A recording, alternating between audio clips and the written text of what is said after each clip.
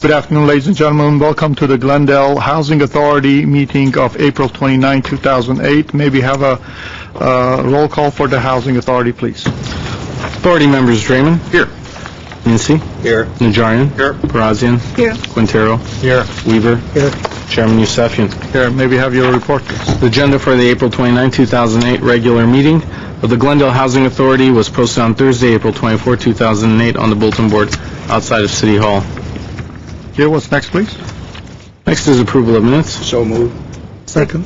There's a motion and a second. Roll call, please. Authority members: Draymond.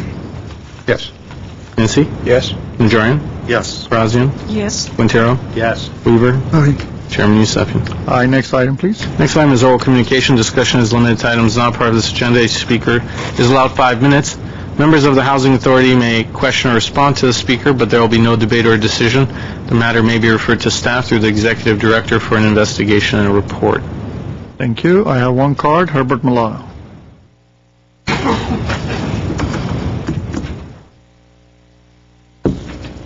Good afternoon. Housing Authority Chair Yusefian, members of the Housing Authority and staff. My name is Herbert Milano. It is on days like today, especially when I see a big crowd like we have here at the chambers, that I begin to think about the causes of the long-term causes of poverty. When I was in college about 35 years ago, I used to think that the problem was primarily a national problem, taken care of by national policies. And as I began to understand how a city works, I feel that there is such a significant opportunity missed by how a city can address the issues of families and youth at risk and have a significant impact.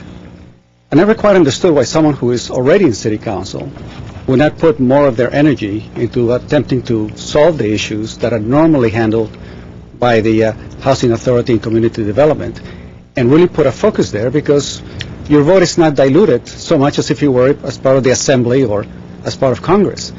I mean, you have control of a fairly significant amount of decision-making with regard to the budget.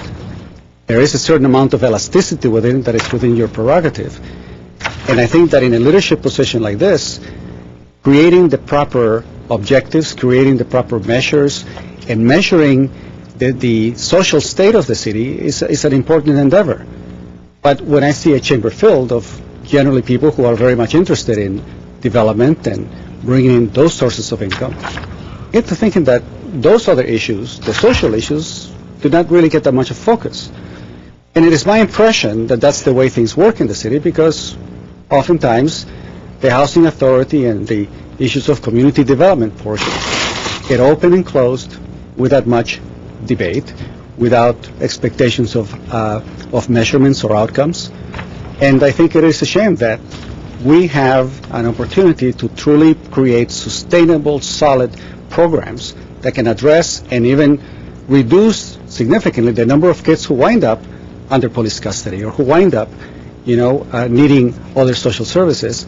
And it is here within your power to be able to address those issues significantly. And so I'm here to remind you of that opportunity that you have, that through the community development, through enhancing the funds available to CDBG, that you can have a sustainable program to help out those organizations that are in need of funds to provide the sustainability for the services that are being provided for at-risk families and youth. Thank you very much. Thank you. That was the last of the oral communication. Oral communication closed. What's next, please? Next is authority member or staff comments.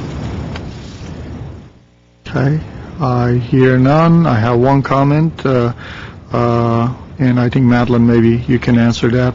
It had to do with the quality of life indicators. Could you let us know when that is coming to us? Yes, Mr. Chair, members of the Housing Authority, it inadvertently got left off today's agenda, so we'll be prepared to discuss it next week. Thank you very much. Mr. Milano, I suggest you come to that one, since it's something you're interested in, and I think all of us are. And with that, is there a motion to adjourn? So moved. We are adjourned.